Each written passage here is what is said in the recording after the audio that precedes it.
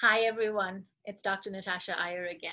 So it's just made you that video going on about no one diet is going to work for everyone. I was talking about traditional medical models that tend to be very restrictive, not long lasting in results.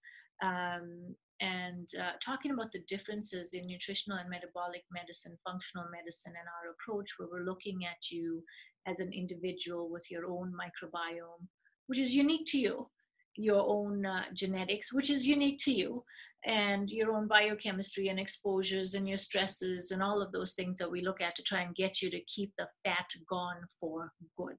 Okay. So my friend Dr. Carr, who's our director, she's our academic, right? And so she was here, and I was just talking about reading this blog from this doctor and totally disagreeing with what this doctor is saying and doing with patients.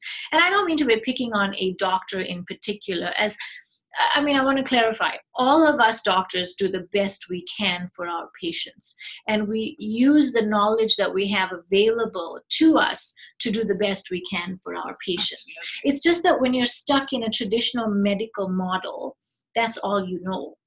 And you're very data driven, that's supported by the drug companies. You're very driven to, certain ways of thinking.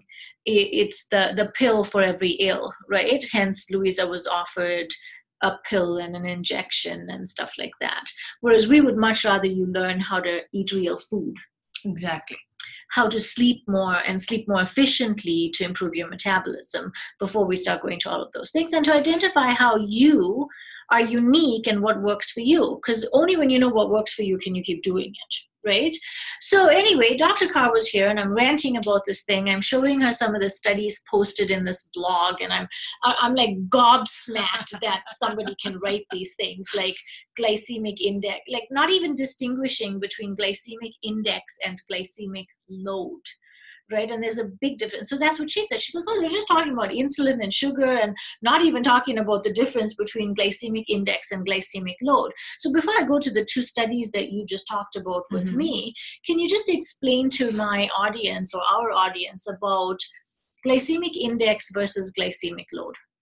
Okay, so before I go into glycemic index and glycemic load, it has recently, a few studies have shown that both of those things don't entirely matter, because the response to blood sugar or response of certain type of food to the blood sugar spiking or going down or whatever is to do with the microbiome. Yes, it is individualized. And we covered that. Yes. So you've covered yes, that but already. what's still going to happen is people are going to go read a doctor's blog, and they're going to talk about insulin and sugar in a different way that we talk about it.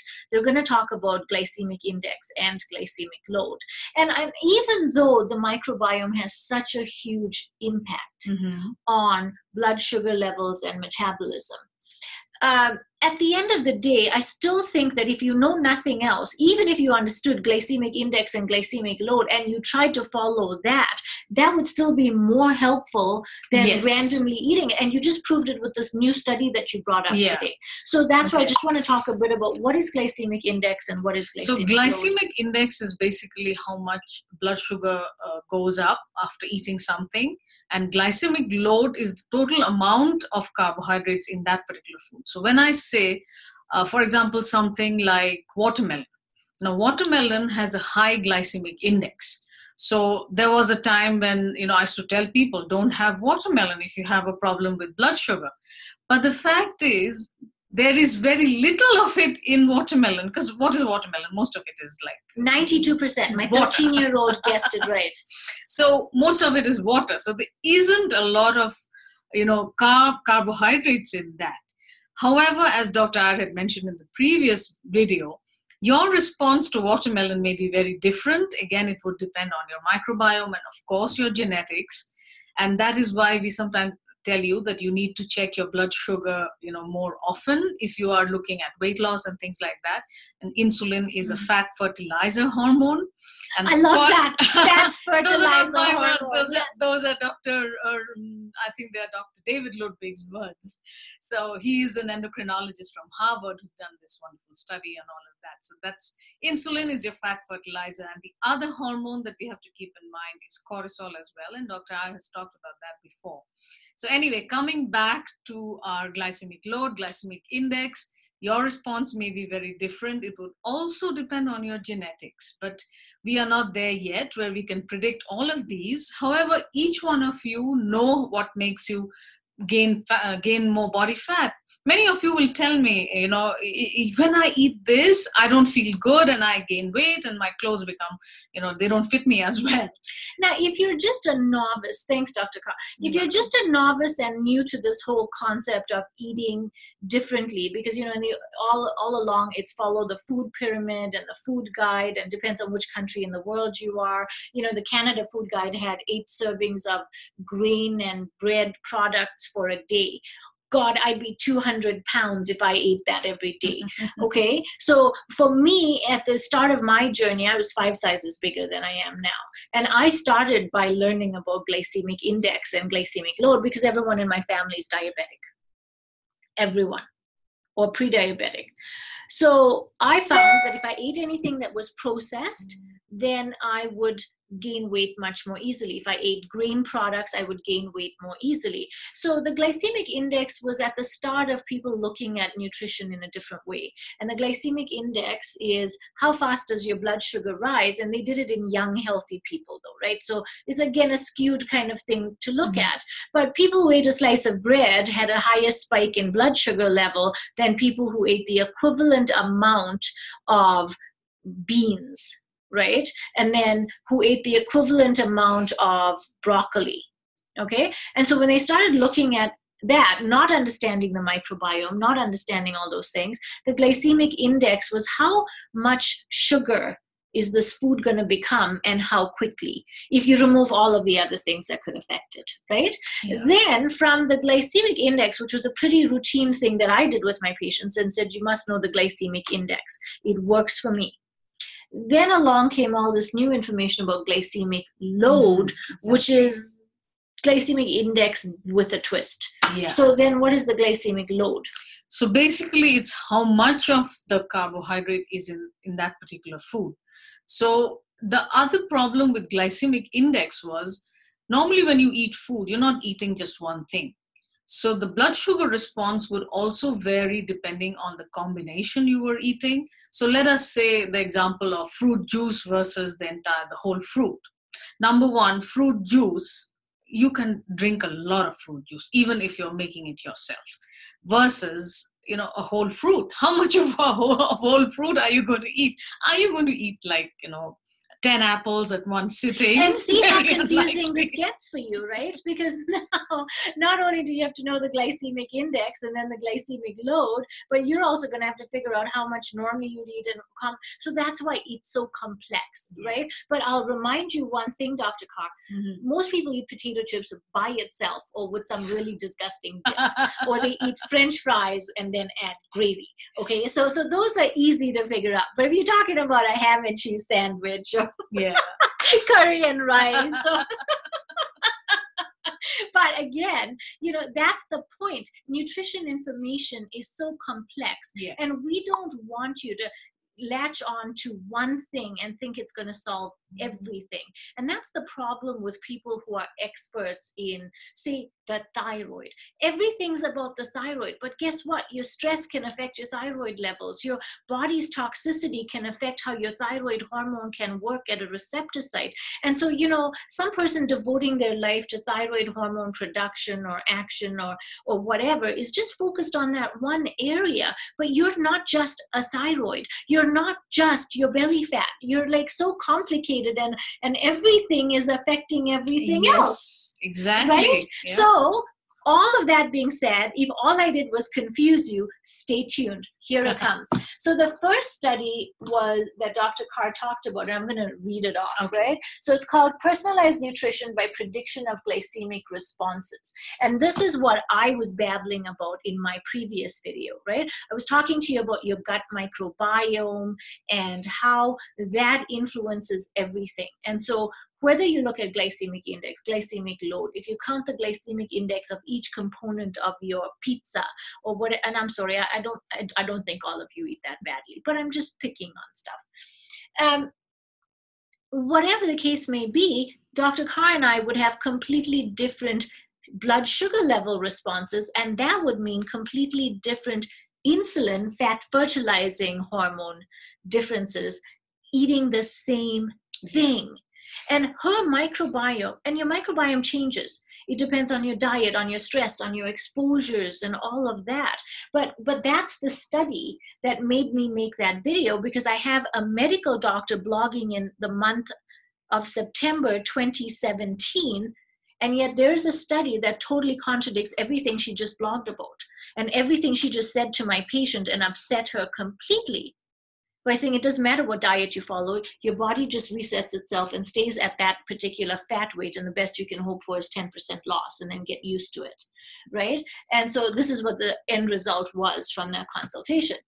So this says that there's high interpersonal variability in post-meal glucose observed in an 800-person cohort.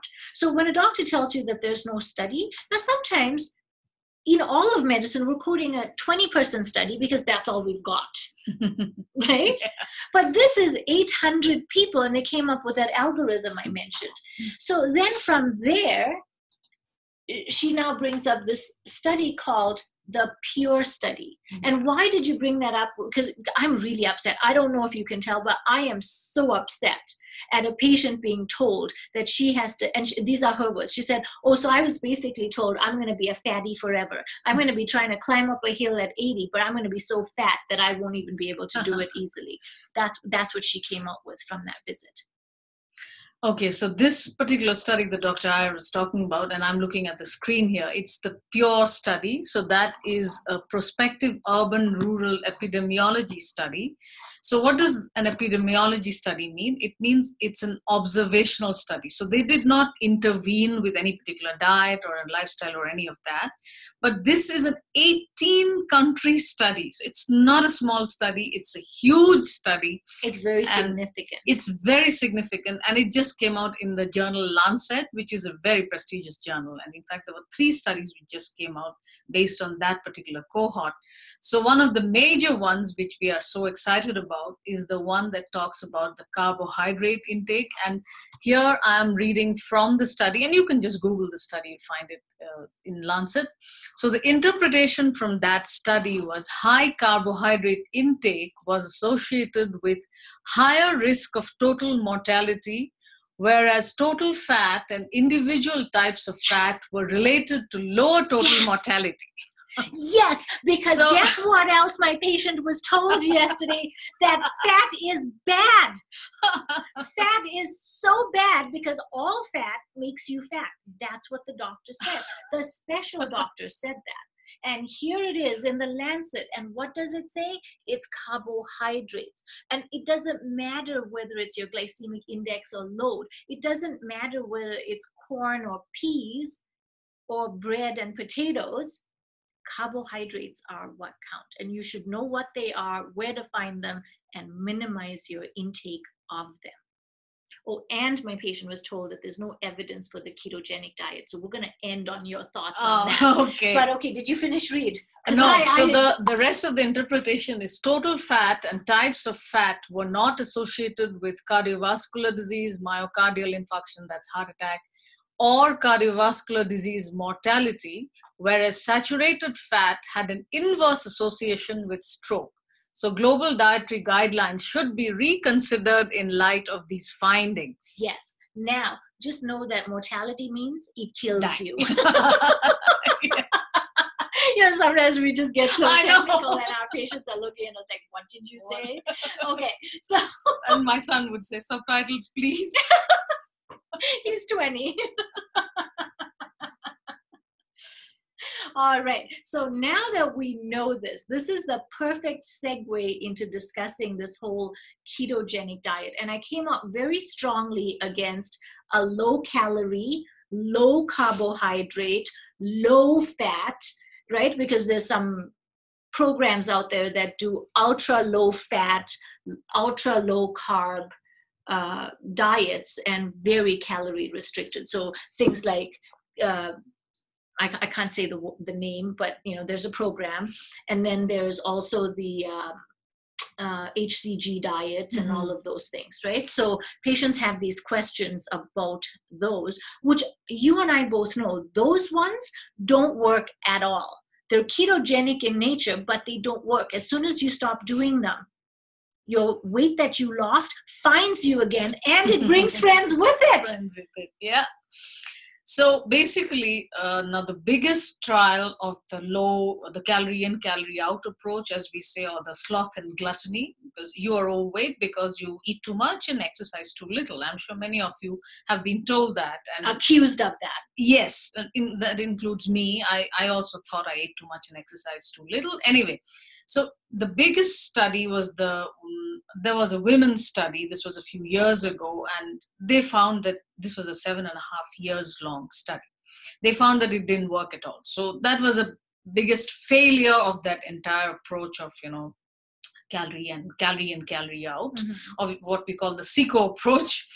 So that did not work. And many of you have experienced that. So many people come here and they tell us, I eat so little and I exercise so much and I'm still not, if I've lost weight, it's just come back. Yeah. So all of us have gone through that.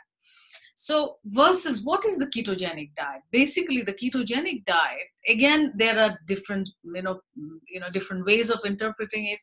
Mostly the ketogenic diet is a very low carbohydrate diet. Now, some people think that a ketogenic diet means, eat all the fat you can kind of a diet. Well, it's not really that. It's not like, okay, you're not eating carbs, but you can eat all the fat in the world. No, it's not. Everything in moderation, and everything affects everything else. So we're just trying to show you how we get it.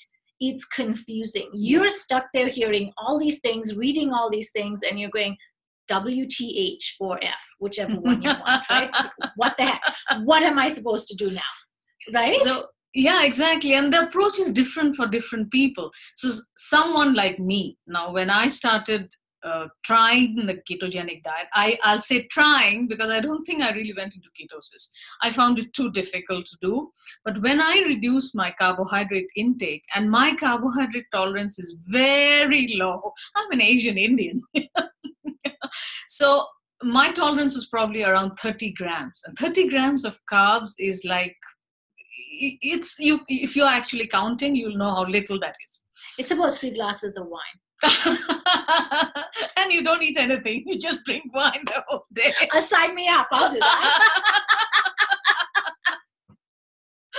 So versus, again, this is something that Dr. Stephen Feeney talks about. He's someone who's done a lot of studies on the ketogenic diet. Many of you have probably read his books.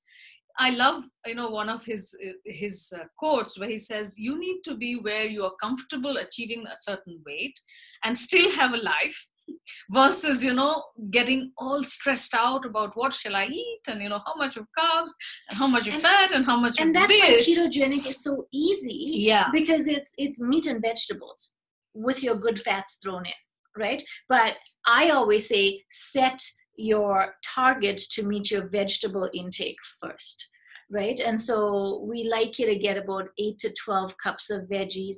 Most people that I know barely eat 1 cup over 2 or 3 days. Okay, so start with 2 or 3 or 4 cups first. Right? And then make sure you get enough protein for your body weight, right? Because you don't want to start tearing down muscle and bone. And so you were saying good fat, low carb. So your carbs are, think anything that grows under the ground or anything that comes from a pod or anything that looks like grain. Now, I only mention those in the state that God and Mother Nature make it. I'm not even going to go with flour and bread and processed anything because you shouldn't eat that anyway, right? Eat food the way God made it. If you just follow that and get started there, eat food the way it grew. Exactly. But don't eat anything that comes from under the ground. And don't eat anything that comes from a pod or a grain, right? End of story. So what's left? You've got everything from frogs and spiders My children have eaten crickets, right? So everything from frogs and spiders all the way to fish and meat and wild game and whatever it is that you want, you can eat. But you start with your vegetables, have your protein 2 or 3 times a day. If you exercise, make sure you get that extra serving of protein a day. And then your fats. So talk to me about the fat intake on a ketogenic diet. So fat is again the good fats. Good fats as in avocado. Nuts, again, you have to be a little careful because again, it depends on your carbohydrate tolerance, because nuts do come with some amount of carbs. So you need to check how much of carbs which particular nuts contain. In fact, the beginning of a ketogenic diet, nuts are also not there on it. So coconut oil, extra virgin olive oil, the Mediterranean diet with all the benefits that come from it, the extra virgin olive oil is that. Then what else are we talking about? Which other so nuts? The nut oils are good on a ketogenic diet. So what I do is I'll make salad dressings. I'll add it to mayonnaise just to up my fat intake. Fats keep you feeling full for longer, right? So that's the other reason. If you just ate meat and vegetables and did no fat, you would be hungry. And yes, once you get into ketosis, you're still not. Then you don't feel hungry. But when you're on an ultra low fat diet, you will see your hair starting to dry and fall out. Your skin looks ugly. Your nails get brittle. It's just not cool. Okay, like it gets the weight off quick, but it's not cool. And then you have all these other things to deal with, and then you've upset your metabolism. Exactly. And then as soon as you stop that, you're just back to square one or worse, right? Remember, you lost it, you found it, and you brought friends with it. So that being said, in a healthy ketogenic diet, you do have ample good fats to keep you satiated and feed your brain. Yeah.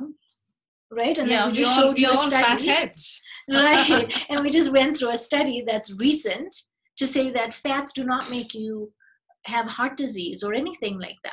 So that's the issue. It said there that with strokes, right, there was an inverse association with saturated fat and stroke.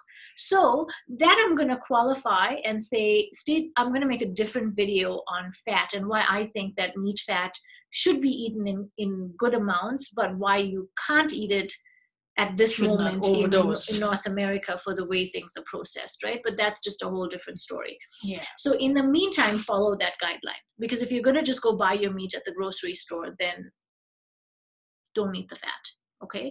Eat your vegetable oils, cold pressed, and your nut and seed oils, cold pressed, right? Extracted in the right way.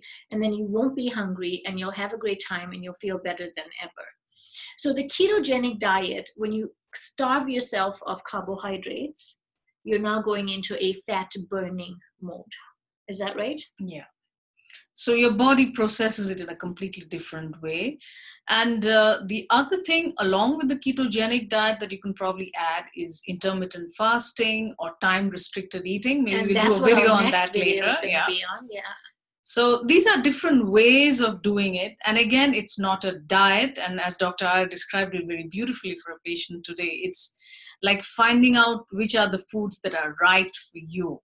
So I called it discovery plan. Discovery plan. Yeah, I love that. I love those words. For people who've been on diets before, it is such a bad word. And I always, when I public speak and I say diet is a dirty word. It is such a dirty word, because as soon as you say diet, people start feeling deprived. They start having all these anxiety moments. I'm going to be hungry. I'm going to eat rabbit food and all of those things. So I just, and for her especially, I didn't want the word diet to feature. So I said, call it a discovery program.